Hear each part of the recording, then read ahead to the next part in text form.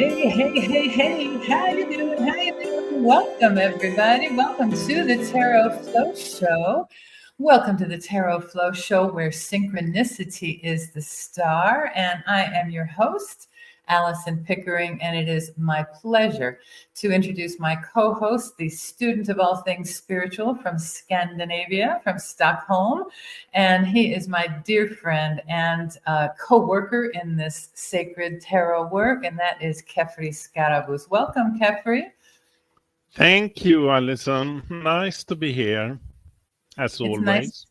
Oh, it's a pleasure, and I'm so grateful for this collaboration because perhaps nobody else really knows this, but we have been working together for about the past 4 years, but only about 4 days ago had a chance to meet each other in person. We've been working over Zoom in the virtual world all through COVID. Where a friend of ours organized a tarot study group where we could come and share and do some readings and learn some new things and study some books together and all that. And Kefri has been a part of that from Stockholm, and we have an international group. It's very exciting. It's a little teeny tiny group, and we're going to be taking some of that study to scale. If that kind of thing interests you in learning about tarot and studying about Kabbalah and Tree of Life, then do go to AlisonPickering.com and see what we have in store. We're going to have an academy starting. We're going to have some live events, and we're going to have some travel events. And so check it out. We will be rolling all that out in late 2024. But the big fun we have today is we have our special guest, and she is so adorable, and she stepped up to do this, and I've had a chance to meet her in some groups I've been studying in lately, and she herself is a manifesting mastery teacher. She is a channel of light language, and she's a digital nomad, and I kind of envy that. I would love to nomad around, I think, and so I think I would, but I do tend to really like wherever it is that I stay, so I do like to have a nice place to stay. And so let us welcome the beautiful, the adorable, the light-hearted, light-languaged DARCY VOLDEN. Welcome, DARCY VOLDEN. Yay! Hello. What a wonderful introduction. Thank you. It's my pleasure. And thank you so much for joining us here. Tell us, DARCY, what are your experiences with tarot? Have you had a chance to study it at all, or is it new to you? What has been your adventure with tarot?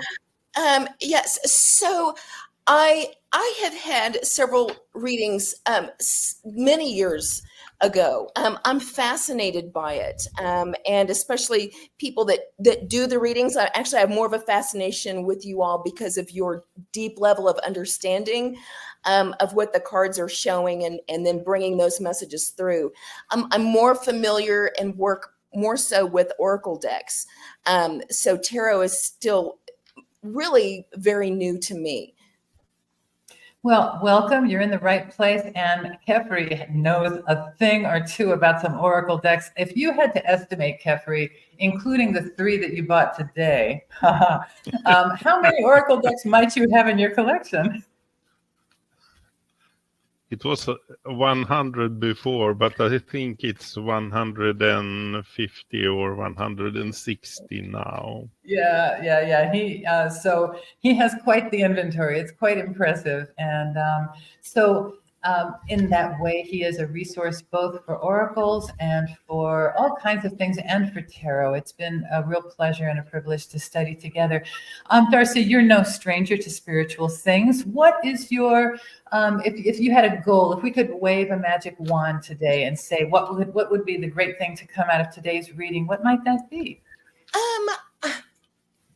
The great thing for me would be, I feel that I am in a really beautiful transition right now. I'm moving through a pattern and a loop, or an oscillating pattern, maybe that is a better way to explain it. And I still feel like, even though I'm noticing some things shifting in a new timeline and a new direction, I'm still feeling and still sensing a little bit of that like I'm hitting that limit again. I'm seeing it show up one more time. And I will just be completely transparent. And those are in the issue of finances. I'll tend to have a really big pop of income finances, and then it just dwindles. And so like I said, I want to share that openly and transparently in case anybody else is listening, because I know it's a thing for a lot of us. We're exploring our financial limits because most of us want more. Indeed, indeed. So, well, thank you. I appreciate that. And let's take a look then at what we're going to be doing today. I hope that whatever the cards are telling us give you a happy result. And what it for sure is going to do is it's going to give us a chance to take a moment, and we kind of go along our lives along a timeline, and we trundle along day after day, and then sometimes we have the chance to stop for a moment, pause.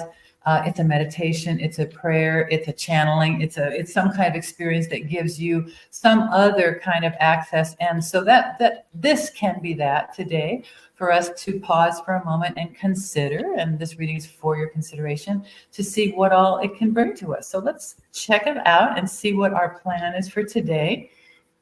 We're going to go ahead and take a tour of the images with you, and then we're going to pick a focus card, and just the purpose of that is going to be for us to be able to see how much there is built into a single card, just to appreciate the richness of the symbols. And then we're going to do a reading for us to consider, for you to consider how it applies for your life.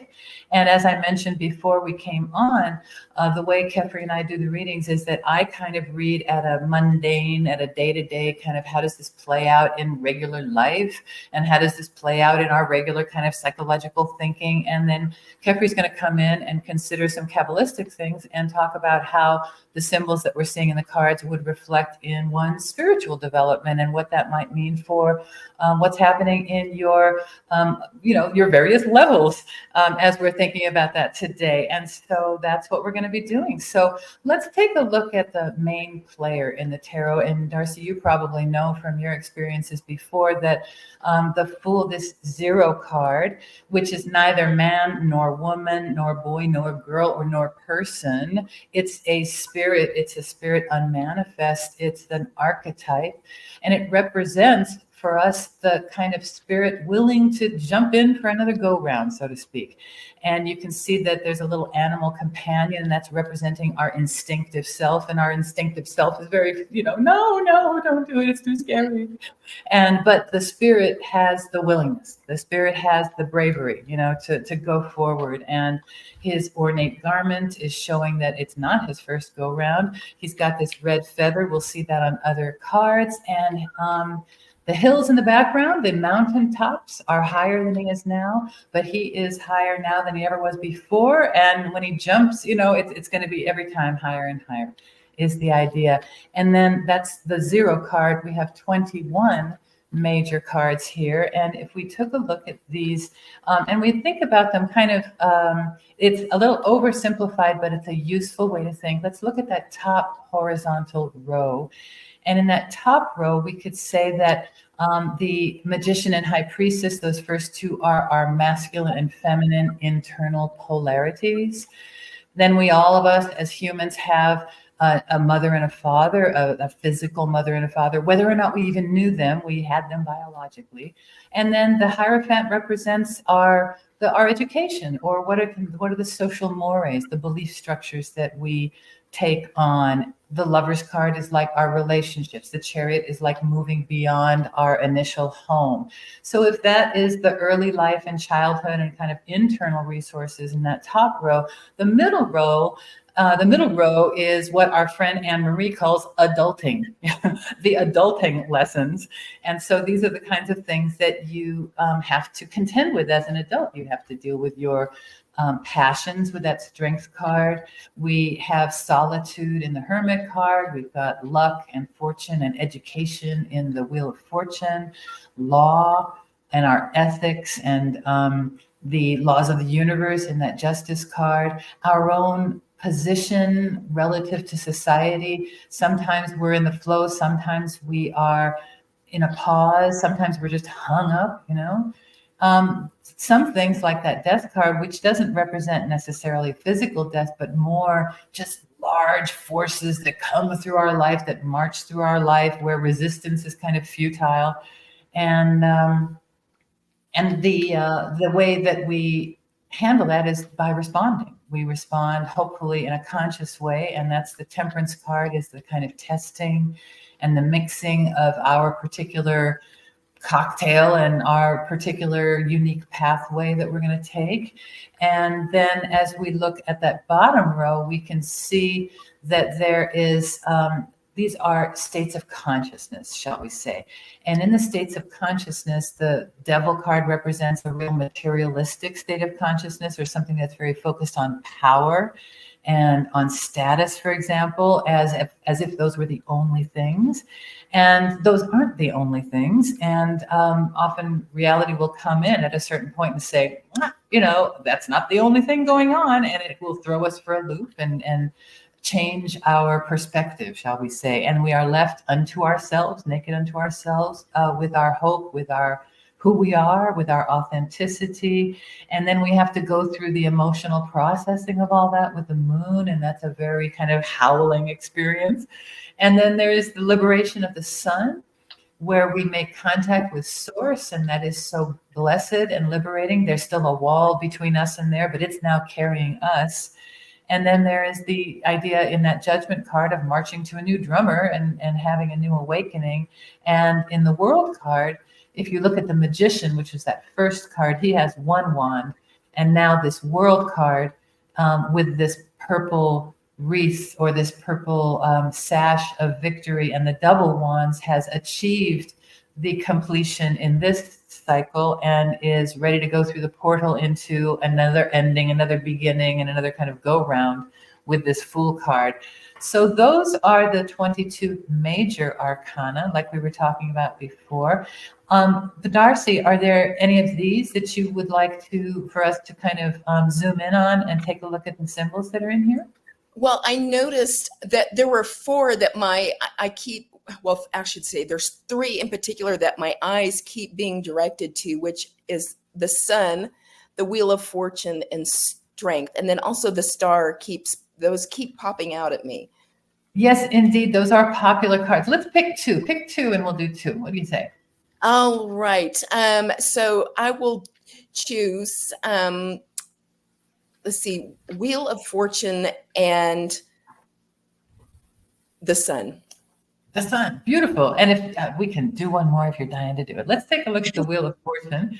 Kefri's putting that up on our interface. And here is that card. And so as we look at the Wheel of Fortune, we can see here, let's look in the 4 corners. There's clouds. And so some people talk about the cloudiness that can be symbolized in here. Clouds often also mean that it's coming from the sky, from the divine. And you can see that each of these 4 figures has a book. And so there's the idea of learning in this card. And there's the idea of 4, and then there's 3 in the middle. Of those 4 figures, they represent the vision of Ezekiel. He saw the 4 creatures, or the angels. And it also represents the 4 fixed signs of the zodiac. And so you can see in the bottom left, you've got Taurus the bull. The bottom right is Leo. The top right is the higher aspect of Scorpio, which has the scorpion, the snake, and the eagle. And then on the left, you have the angel, the water bearer, Aquarius. And so those are in this card. And then in the middle of the card, you have the wheel. And then you have some alchemical little arrow symbols. And then you've got some letters that say either tarot or rota, like wheel, like revolving. Or even if we read it the other way, like Hebrew reads, it would say Torah. And then we can also see the 4 Hebrew letters that make the name of God, the Yod, He, Vav, He, in the Hebrew there. And that's not all we have. We haven't even named. We're just kind of like itemizing this thing right now. We're using our left brain to be analytical. Kefri, what are some more things that we can see or say about this Wheel of Fortune card? We have said it before because so many have been interested about this, but I am saying it again. this could be a wheel, but it could also be a drop of water that is falling on a surface of water, and the rings that is created by that drop that makes another development. So it could both be a rotating development as well as going from the middle to outside and being more large and large and large. And the planet that is connected to this card is also Jupiter, and Jupiter is a planet that makes things expand. So that is in here, and we have also been talking about the three creatures that is around the wheel, the Sphinx, the Anubis, and the snake. And we have been saying that they are representing the three elements of the alchemical teachings, and those elements are water and air and fire, and they can also be called salt, sulfur, and mercury could also be called. So they are there also, and those three symbols is also in the inner of the wheel, actually. So that is there, and the secret number for this is actually 4, because we see 4 of everything. But then people says, yes, but it is 3 creatures around the wheel, so it isn't 4. But there is another creature around the wheel, and that is ourself, because we are also rotating with that wheel, and that gives a 4. So there is a 4 hidden in this card, because everything is 4 here. So that is a bit of what is in it. Thank you. So, Darcy, it's so crazy because we have just made a crazy laundry list of like a caption of like all these different things. But in reality, you probably picked this card because of a more emotional connection or a more holistic kind of impression that you had. What is attractive to you about this card?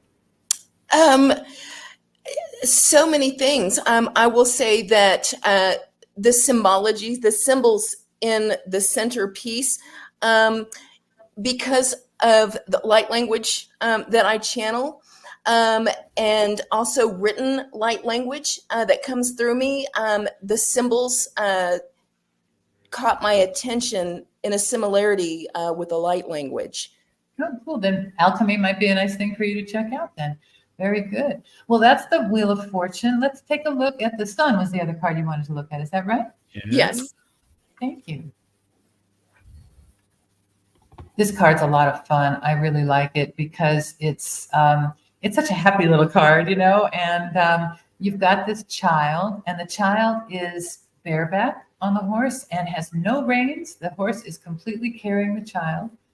And you have this big sun in the background, which has both masculine and feminine rays. So the feminine rays are the more curvy, and the masculine, we could say, are the more straight. That sun has rather kind of a benign, positive face. And then this child, although he has no reins on the horse, he or she has hold of this gorgeous red banner. And there's such a lot of solar energy in red, but there's also Mars energy in red. What else are some things, Kefri, that we can check out in terms of the symbolism? Again, we see the sunflowers here, and we see 4 sunflowers, but 3 of them are separated from the one. And those 3 are, again, the 3 elements of the alchemical tria prima. And together there are 4 sunflowers, and that, of course, is the 4 elements, because then we have the 4th element, that is earth also. And the horse, every time when it is horses in the tarot deck, they represents the feminine. So this is a joinment by the masculine and the feminine, actually. But the masculine is quite young, as we see by that child, and that child could also be our inner child, so to speak. And the red is in the banner, but it is also in the feather of that little child. So that is something like, we need the power and the aggression and the warlike attitude, even if we are calm in ourselves. We need that ability to survive, so to speak. So that is starting to emerge in this little figure, actually, even if it is much bigger in the world, because the outside could be represented by that big red banner, actually. So that is some things we can see in this. Thank you. And real quickly, would you mind putting up on this, in this space, Kefri, the Fool card again? Yeah. Yeah. And we can see the Fool, he has that feather on his head, and it's standing up, shall we say. And then we saw the little child on the horse, who is also the Fool. And he's got the feather standing straight up. And then let's take a look at the Death card. Yeah.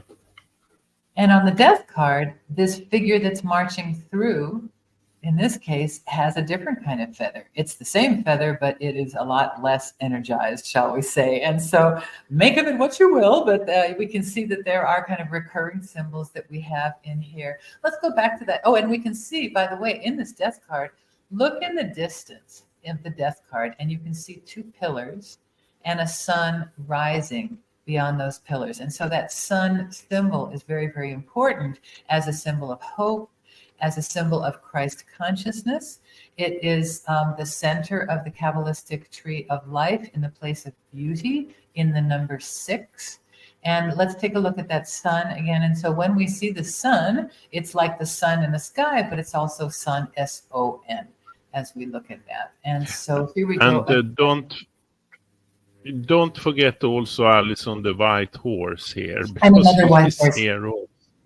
Yeah. Exactly. Exactly. The sun card again there. And Darcy, as you look at the sun, what are some of the feelings or impressions that you have as you take a look at this? Well, interestingly, once again, when my abilities for the light language came through, it was very much so directly coming through the sun. And so since the moment that occurred, I've had a really strong connection with the sun. Wonderful. Well, perhaps you can do as Kefri does and greet it every morning and stare it dead in the eye. And get what it has to give you at dawn there as a feed, which is a lovely thing. Well, thank you very much for sharing this. Do we have time? I wonder. Well, it's our show. We can make the time. Which other card did you want to look at Darcy? I think the other one that had popped out to me was the Courage card. The Strength card. Wonderful. Strength, with the lion strength, here. yes. That's a beautiful card and very similar to the Sun card also in my mind, in a lot of the color as well. So we can see that the last card had that gorgeous big sun, and this card has another yellow, that golden yellow in the background. Again, that's that center of the tree of life, that sun color. 8 is both the infinity sign over her head. The number of this card is 8. We are in the month of August, which is Leo the lion, which is number 8 as well. And so this figure is about our mastering of passions. And so you can see that this figure has about her waist, she has the red roses of passion, but the white garment of purity. She has the infinity sign we mentioned before, and she's either closing or opening the mouth of the lion, but whatever it is, it's a relationship that's cooperative. There's a friendliness and a cooperation between the human and the instinctive, or the human and the ferocious, between the gentle and the ferocity that is happening here. What else could we say about this card in Strength, Kefri? Thank you, Alison. this card is connected to the sun sign Leo, and Leo is ruled by the sun, and Leo in this card, the lion, is the sun in this card actually. So this is connected to the sun card, we can say, because the sun card is connected to the sun as a planet, so to speak. But this is connected to one of the signs of that is ruled by the sun. So that is one thing here. And we can also see all the light that you have been saying, Alison, and the eternity symbol. And the Hebrew letter for this card is connected to a snake also. So it could be some spiraling strength here or something also. And it could also be strength that perhaps could be with both dark side and the light side and so on, that it has two poles in the scale of it, so to speak. It's here also.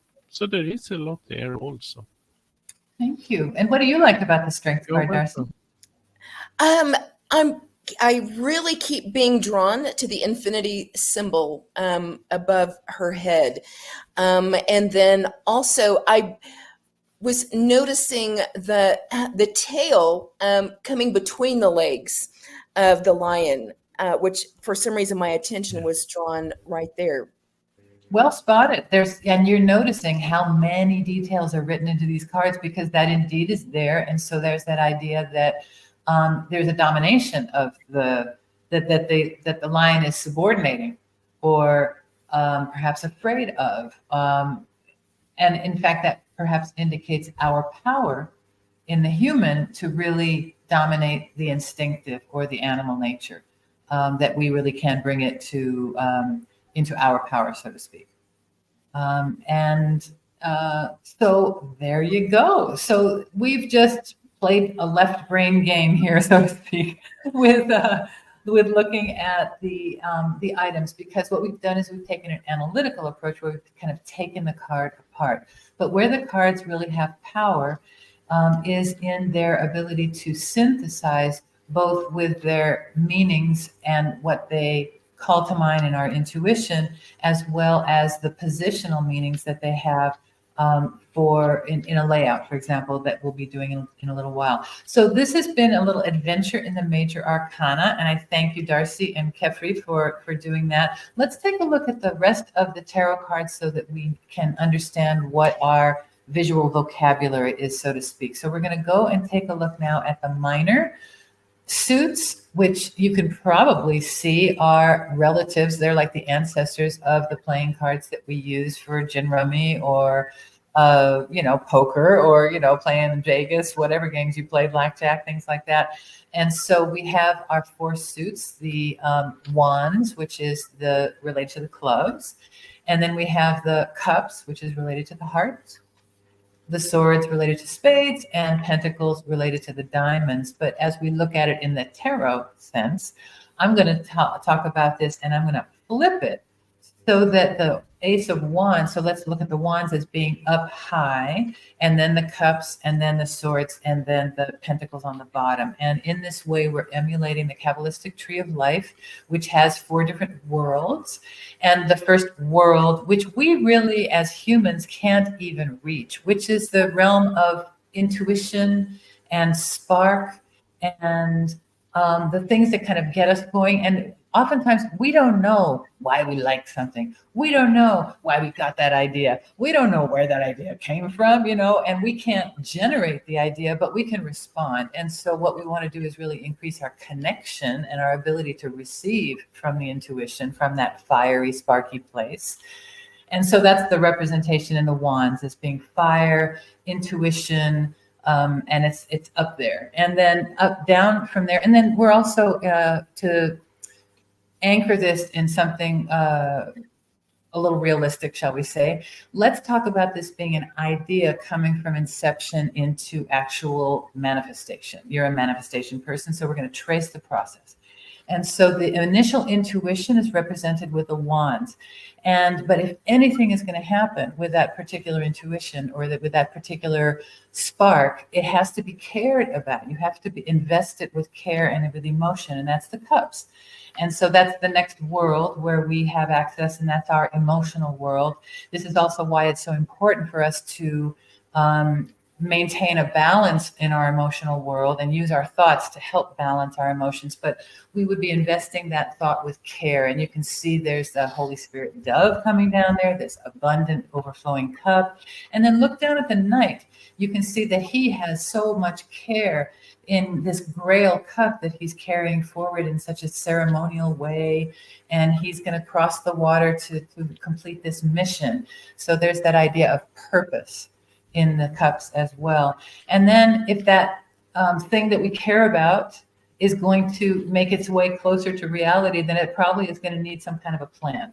And the plan is where we start getting rational and very thought-driven and linear, and lists and things like that. And so that's the suit of the swords, which is the suit of air. And that you can see our knight there. He's off and running with his idea. He's ready to go with his idea. And then finally, we have the pentacles. And the pentacles is the suit of when something's in the flesh, so to speak. Why is there a pentagram on the pentacle? That is because we have 5 senses, and our 5 senses in our body is our currency. Our senses are the currency that we have to navigate this world, to operate in this world. And when things are in the flesh, they take time. And so if you look down at that Knight of Pentacles, he's the only knight that's actually kind of standing still, because he's got to make sure that that plowed field doesn't get all picked over by the crows. He's got to make sure that everybody eats, that thing is harvested, and that, he's trustworthy. And so we need solid people to shepherd our earthly projects and to keep them going in this low pace that they require in this medium that we are in. So our currency is our body, and our medium is time in this world. And so that is the kind of representation from the most abstract to the most concrete, is what these suits are representing. So let's take a quick look at the suits 1 through 10, and then the 4 court cards, page, knight, queen, and king in the wands here. You can kind of see different creative projects or fun things or energies depicted there. Then in the cups, we can see emotional qualities represented, and lots of water symbols in the court cards. In the swords, you can see this is a rough suit, because cold reality or cold analysis is, sometimes pretty cold. And sometimes you need those qualities to make it through, but also you can really kill yourself with the kinds of thoughts that you think or things that you tell yourself, or you can be very cruel with words. We all can be. And so the swords is always best informed by other things as well. It shouldn't be left on its own. Look at all the air symbols in those court cards. And then finally, the pentacles are earth suit. Different kinds of contract businesses, commercial endeavors, things like that. Lots of earth symbols, fertility, agriculture, things like that in the court cards. And that takes us then to this reading that we're going to do with you, Darcy. We're going to do a 7-card reading. Our Chariot is there because he's card number 7. So he's another one we can take a quick look at there. If there's any Masons in your world, they love this card because this card is Masonic for days.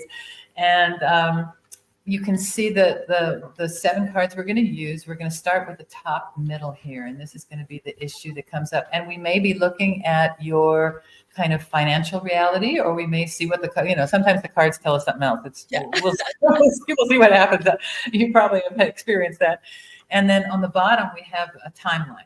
We have a past, present, future, or it just could be first this happened, and then this thing happened, and then this thing happened, and we're looking at something that happened over time. And then there's some advice, because it still has reality. it still has import for you. And so there might be some caution to take around that. And then on the other side, we have the idea of some advice that would be more supportive for you, for your greater good, for everyone's greater good. And then towards the end, we'll take a 7th card. And it's big just because that's the way it looks on our interface. It's not more important than the others, but it does give us kind of an umbrella to consider all the other ones in terms of some perspective. So that's what we're going to do in terms of the reading. Might you have any questions? No, this is so incredibly fascinating. I've learned so much just in that little tiny bit. Absolutely fascinating. I could see the wheels turning on you. I could see you going like, oh. Yeah, you probably see go, wow. So that's great. Wow. That's great. That's wonderful. Well, you can probably also see that Kefri, he's been monitoring the conversation here. He's been shuffling the cards and everything. So if he wouldn't mind, I would love it if he would throw the cards, if you're okay with that. And I'm going to have him prompt you now, and I'm going to go off for a second. Darcy, I am shuffling the cards, so you can say stop where you want the stop to be.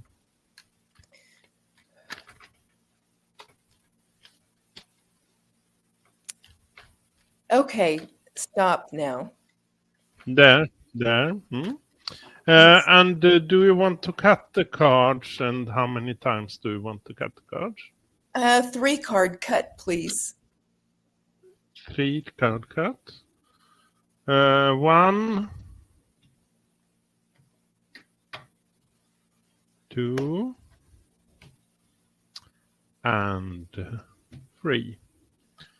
There we go. And now we will look at what we have here. And we will start with the subject card. And that card is the Knight of Swords. Knight of Swords. And then we go for the past card. And that card is the Page of Pentacles. And then we have the present, and that card is the 8 of Swords. And the future, and that card is the 5 of Pentacles. And the cautionary card, what not to do, is the 5 of Swords. And finally, the advice card, what to do, this is interesting, is the 3 of Swords. There we have it. Well, these are not such entertaining cards, Darcy. Oh my gosh. So we're going to have a good time with these. Because these are some cards that give one pause. And it's interesting to look at them, but the message on this is going to be very encouraging to you, I think. But it shows that things are kind of at a beginning stage, and it also shows a little bit of your feeling about what am I going to do.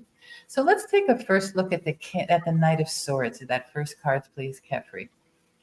And one thing we can notice, Darcy, is that what we're looking at right now is rather transitory. And the reason I mention this is because we aren't looking at any majors in this yet. It may well be that our perspective card is going to be a major, but right now we're dealing with minor cards. So this is telling me that this is kind of something that you are passing through.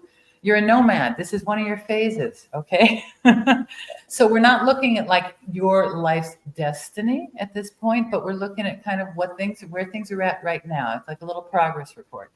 And so what is clear here is that you're kind of on a mission, and you've got something that you really want to carry forward.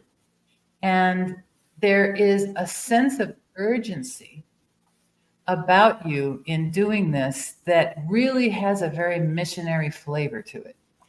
And that even the horse in here is like, whoa, whoa, whoa, whoa, whoa. Are we sure this is where we want to go? And so you're nodding. And so I think that you can appreciate that sense of urgency, or that sense of, and if it's a sense of neediness that's driving this urgency, then that's a good thing to contemplate. And if it's a sense of, everyone, you must know what I know, then there's also a sense of aggrandizement that you may want to temper just a little bit, just because everybody in their newest phases wants everybody to know it. And sometimes people aren't ready for it. And so you may be trying to give something to people they're not ready for yet. And so if you came at them a little more gently, they might be a little bit more receptive. And so that may be something for you to consider in terms of your approach. But again, this is our first card that we're looking at. So I don't want to get too like over analytical at this point, or over interpretive. But let's just say that as we look at what the topic is this sense of urgency and this sense of mission. And so let's look at the timeline on this. Let's look at our Page of Pentacles as the beginning timeline. And I'm going to anchor this thing kind of slightly in the past, so that we're going to leave our future aspect a little bit more open, because what I think we're seeing is a story of how you've developed into where you're at right now. And so in this Page of Pentacles is, as you have discovered this new physical reality for you, and it has been a physical reality for you, it's come through your actual body. And this physical reality for you has seemed to you like something that would be a good thing to make a business of, or to make a start of, or to make a thing with, to do the thing.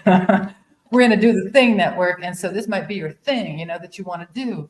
And so that's that notion, and you're looking at it and you're trying to get a sense of how you could do this thing, or is this the thing to do? And this is the question you're asking yourself: is this the thing I want to do? And as we look at the Eight of Swords that follows it, there's a sense of difficulty in movement. Now, remember that the card that you felt very attracted to was the Eight, which was the Strength card. And your significator card is a very strong sword card, that Knight of Swords. And here we see an Eight of Swords. And sometimes our thoughts can get so strong that we just literally tie ourselves up in knots. And it can be that also you, by knowing what you know, recognize that it's not so easy to move quickly, that you kind of have to wait for the opportunities to present themselves so that you can inch your way along and feel your way through. And I don't know if you can pull up your little situation on demand, or if you have to kind of wait for it to come through. There may be some of that involved as well, so that you are kind of at its whim versus you being able to command it. That may be another reason that why you picked that Lion sword, that Strength card, was because you are tangling with some energies right now that are quite powerful, and that mastery of those is perhaps is in play right now. Is how do you become a master of those versus they becoming a master of you? Because that may in fact be some of the challenge of working with these energies. If you don't have that challenge, then you should consider it, because it's real. And anybody who works with those energies should, it's because you're working with powerful stuff, and you got to watch out who you open your door to and all that kind of stuff. And so it's important to take your time. And so we see this card here representing the need to take time, as well as possibly your own notions of your own limitation, which could be, I don't have enough money, so I can't. And so if that's one of the logic structures that you have in your head, I can't do this because I don't have that, or until I have that, I can't do this, you might want to disentangle those two things and see and ask yourself, how could I do this without that? That might be a more useful question to ask yourself, rather than locking yourself into an idea that, well, because I don't, I can't. try to separate those two things from each other and see if they can live independently of each other. And it might be easier to get the money flowing. Because the money might flow from some other source. You know, why not? So, so this figure in the middle of this timeline is kind of like, oh my God, I can't do anything. I don't know what to do. I'm inching my way around. But as we move into the next card here, which is that 5, Kefri, we're going to see that after this period of being kind of stuck is now a period of what is called, one of the teachers that we really, he's a very prolific author, Marcus Katz, and he talks about this phase being the phase of make, do, and mend. So it's not permanent starvation. It's just the temporary phase in the development of a business where you go from an initial investment to kind of robbing Peter to pay Paul, do a little bit of stuff, and then you get some partners in, and then you're doing some stuff, that's the 3, and then the 4, you kind of lock it down, and you get a structure, and then you got to keep going, but you don't have that much money, so you have to kind of make it happen, even though it feels a little broke right now. But it's not permanent.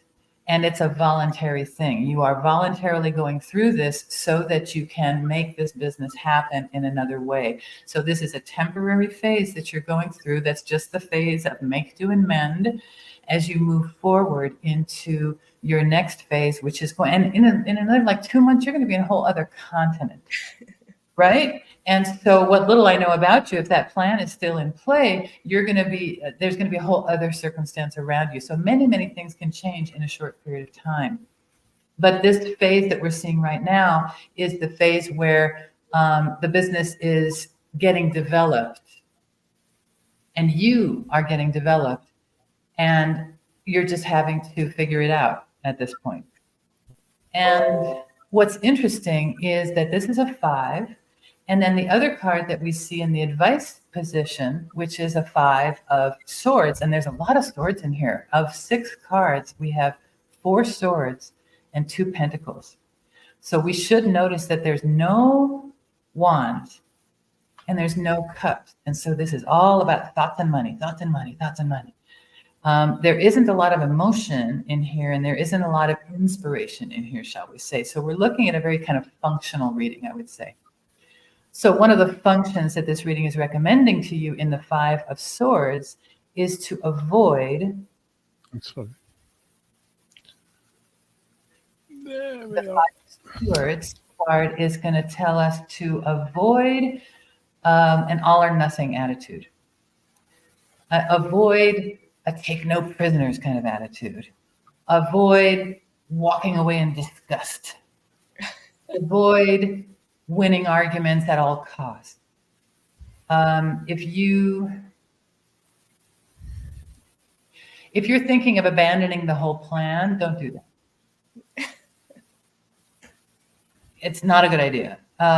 What does need to do, and it's so interesting because this is such a swordsy reading. There's so many swords in this reading, and they are difficult cards, the swords. So the recommendation is and also there's a recommendation for you not to be too competitive. But if it is a default mode in you to get competitive when things get tough, if it's a default mode for you to tighten up when you get threatened,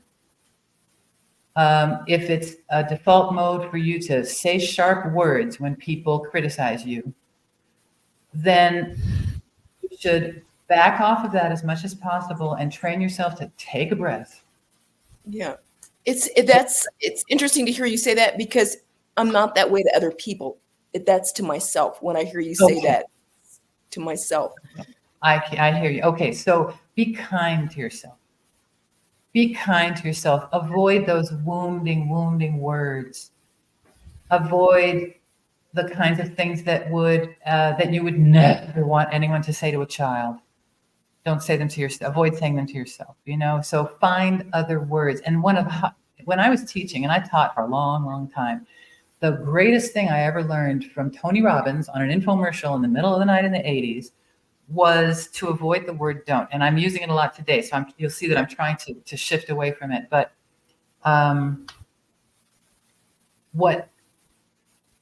I was struggling as a young teacher because I was telling kids, don't do this, don't do this, don't do this. And all they heard was this, and this. So they did this, and this. The don'ts had zero effect.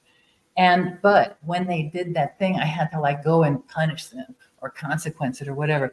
And the hardest thing in the world was for me to figure out what I actually really did want. And so for you, it's going to be helpful for you to shift your mental language to be positive and affirmative and specific about things that you can do that are positive. So instead of, if you make a mistake, and we all make mistakes, instead of saying whatever kind of thing, say, what can I learn from this? What did I learn from this? And why is this a good thing for me? What is this doing for me? We had Heather on the other day, and she said that the biggest shift in her life in her cancer recovery was shifting her perspective from why is this happening to me to what is this doing for me? And so if you can manage to make those semantic linguistic shifts in your mind, which is that 3 of Swords. So let's go ahead and look, Kefri, at that 3 of Swords. That is a decision. And so the 3 of Swords is a difficult looking card, but it is a card of decisiveness. Because the 2 of Swords, which comes right before it, shows somebody who's got a blindfold on and they have 2 swords crossed over their chest. They could put the swords down, but the thing is that they have to make a decision, and they don't want to make a decision yet. And so as you decide to move forward and support yourself in this, one of the difficult things for you to do is going to be to figure out what it is that you actually want versus what you don't want. So like, I know you don't want to be broke, but what do you need?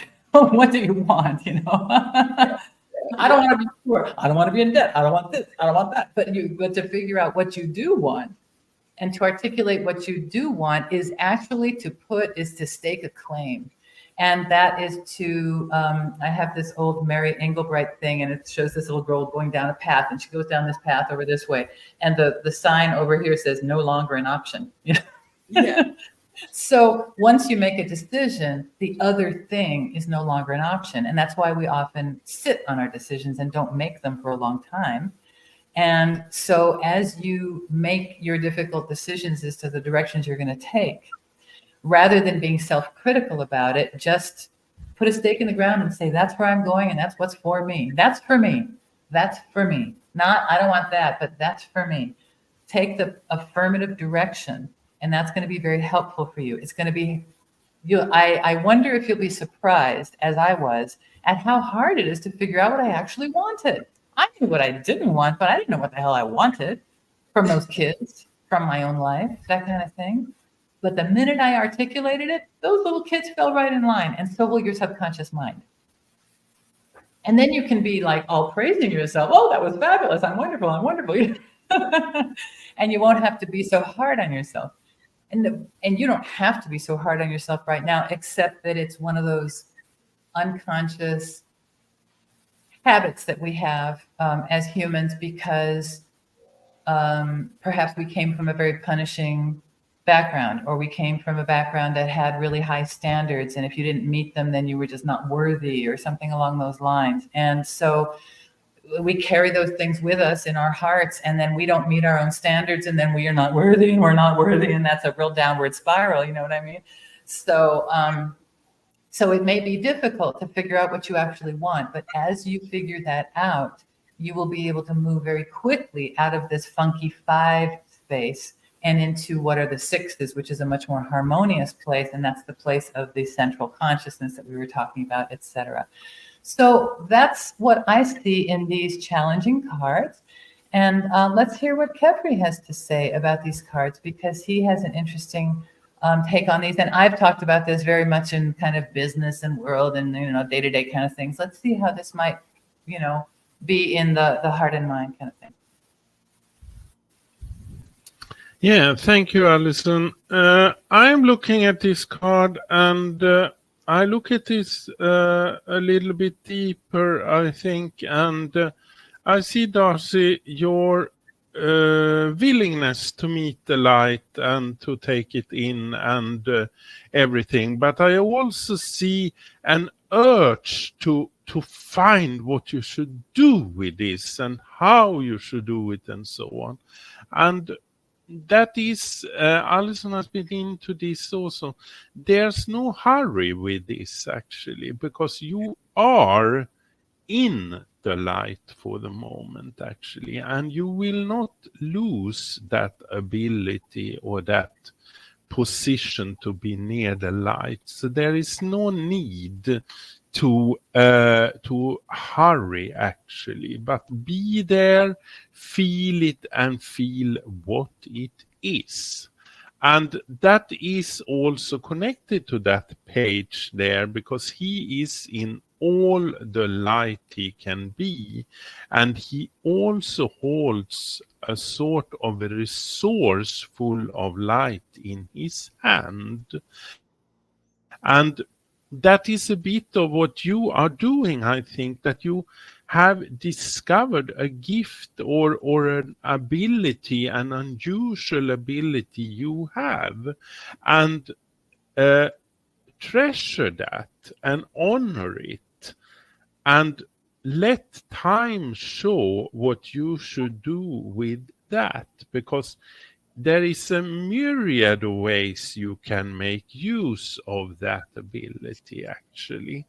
And you don't have to just do one of those things. You can do all of the things you want to do, so to speak. So don't limit yourself, but also think about this as this is a beginning stage that you are exploring now, and also a beginning state that you are able to present this to the world actually, because that is what this is what is happening and what is in this thing, that you should use your ability for something, because there is a higher, if you call it a divine power or a universal power or what it is, that has provided you with this because you should do something with it. But there is no hurry that you must do it tomorrow, but you need to develop it and you need to grow with it, because this page, he is a messenger, but he is a very young messenger, and he do it in Can you show this. that? Would you mind showing that knife, Kefri? Yeah. Do you mean the knight or the page? The page. Sorry. Alice? Yes, whichever one Yeah. you were talking about. Thank you. Yeah, the page. Because the page is, he is in the light here, and he holds the resource in his hand, and that is you. And it is something that you should reach out with to the world actually, but you should let it take the time you need to do that. And this is also interesting with this card, because there is an opening here without any effort actually that figure can pass through, despite she is blindfolded. And I think that is a stage you are in for the moment, that you do not know what you should do, but just let it do itself and move with it, because it will do something for you actually. So that is, and that is also a message here, that have faith in something bigger, that you will be provided a way when it is time for a way. And you can also see that this woman is stepping on what looks like a globe or a landscape or everything. So with your ability, you can reach everywhere actually. And that is also in this solution that you will find. And then we have this card, and even if it is hard sometimes, which it is, know that the light is always there, because the light is always there, and it is showing in this card, in this beautiful window that is probably of a cathedral or a church or something. So the light is always there, even if it looks like it's very cold outside, but perhaps inside there is a completely different feeling. So that is also a message there, I think, that explore where the light is. And this card is a bit enigmatic to me, because it's like Alison has been into don't manifest or do something just to show that you can do it. And I would say the same, don't use this for a demonstration or a manifestation. Use it very wisely, actually, this ability you have. And also, I get the feeling here that use it together with others in a group or a circle or something. Don't use it just yourself to provide that you can use it, because then people will move away from you. I think that is what is in this card. And then we have this quite difficult card that I will read different than I read it for another of our guests here. I will read this, that don't be afraid of using logic to penetrate where your luck is or it's not. And that is about joy, so to speak. What is it and what is it not? Do not be afraid of challenging it, actually. And ask yourself, Alison was saying that knowing what you want, but know also when you feel joy, and know when you are not feeling joy, because you can see in this card that even if this heart is pierced, it is standing up here with the help of the sword. So a rising of the thoughts, both the negative thought and the positive thought, and asking yourself, why do I not feel joy, or what is needed for me to feel joy, or when do I not feel joy? Because all this will create a sort of a balance, actually, because there is something hidden in this card, and that is that behind this heart is the light point. The real light is hidden behind that pierced heart, actually. So that is also, your light is in your heart. So there is the source for that light that you can channelize also and take up. And it is a process in this. You take it in, you process it, and you give it back. That is also in there. So this is about your development, and it's very positive, and it is a young development here, and you have a lot to explore and to feel joy in, actually, that will come. And also in this card is a message that use your femininity, use your power as the person you are. Don't create something that you are not. That is also here. So that is very good. And also understand your ability. Don't just let it flow without asking it why it is there, so to speak. but don't try to direct it, because you should live with it and explore it, but you are allowed to ask, why can I do this? And what is the meaning with this? Why should I work with this? And what should I do?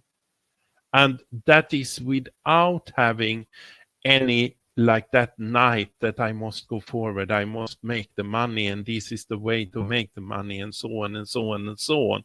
No, it's about understanding the ability that you have, that great ability.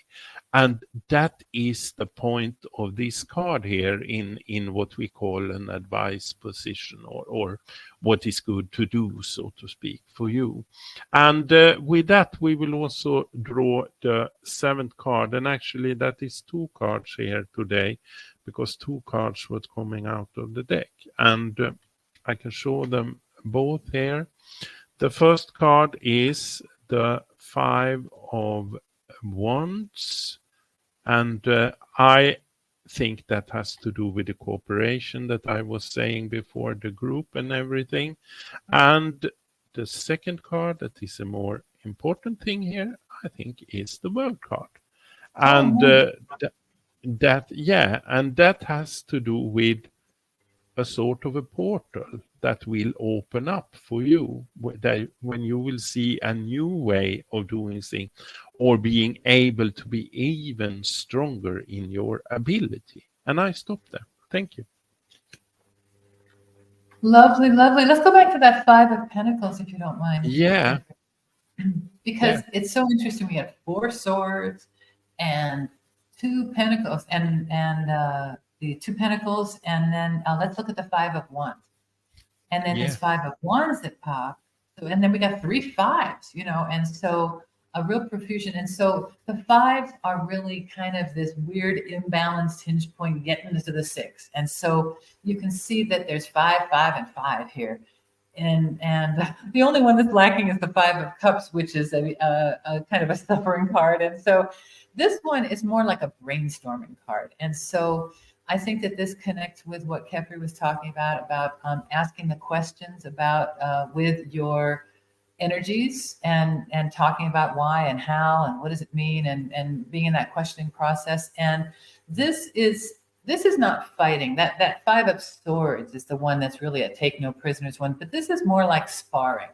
This is more like brainstorming, or what comes to mind is, let's say in Jewish theological work, where they're in Torah school, for example, it's all about debate, and so things have to they have to survive the test of the discussion. And so in that way, you get to a stronger structure. And so these people are all kind of trying to get to maybe that pentagram. Maybe they're all trying to form a star, but they're not clear yet what it's supposed to be, and they have to hash it out. And so perhaps you have to hash it out as you make your way through to get to this beautiful, victorious place in this, major card, which is the World card. And let's look at that one again. Yeah. Beautiful World card, because that's the one that we saw at the very end of the major arcana, which is both the ending and the beginning and the portal. And you were very drawn to the infinity sign on the Strength card. And you can notice that there's double infinity signs on this wreath, holding the top and bottom areas together there. That's also like the snake eating its tail. You also now have the figures who were in the Wheel of Fortune card that you were so attracted to. They're now in this card, and where they were in full figure before reading books, now those books are incorporated and the learning has been done. And now we see these figures up close. It's all in the head now. It's in your head now. You have this beautiful double wand now with which you can go into the next phase, and to be able to take what this ability is going to be for you and take it to whoever needs it, and use it in a way that's going to most also support you to understand your own life and what it does for your own spiritual development, as well as to share it with others as it might do for them. because it's an opportunity for both. And as Kefri was talking about, you're bringing this to the world. It's lovely to see the world now showing up, representing you and being a culminator for this. What else might we say, Kefri? No, it's you have said very much, Alison, but I see the world card here as connecting of the circle, so to say, that this thing that we have been talking about here, understanding the ability and everything, will connect the circle and open up a portal, because here in this card it's also a portal. And there is a symbol in this card also to the Hebrew letter, and that is a cross, actually. So there is mysticism in this also, and there is spirituality in this also, and those two are needed to be able to step through that portal also, actually. So that is here also, and that taking them in also starts journey, an ascension upwards kabbalistically on the tree of life, actually. So that is also here. So can we show that image of the? Oh, I'm so sorry. Yeah, go, Alison. Should Would we you show mind the showing tree of? the flower of life, the one, yeah, the hidden tree? Yeah, the hidden tree. There we have it.